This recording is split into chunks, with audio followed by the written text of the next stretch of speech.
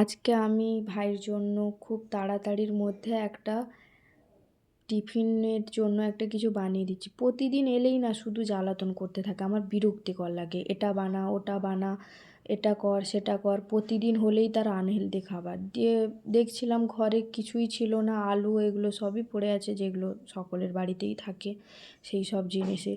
আর তারপরে দেখলাম যে সিমুই আছে। দিয়ে আমি বললাম কি না সিমুই ওর জন্যই সিমুইর স্টাইল মানে চাউমিনের স্টাইলে সিমুই করে দে। তাই জন্য চটপট ওই জিনিসটাই তৈরি করতে লাগলাম। খুব বেশি সময় লাগেনি, 10-15 মিনিটের আগেই হয়ে গেছে মনে হয়।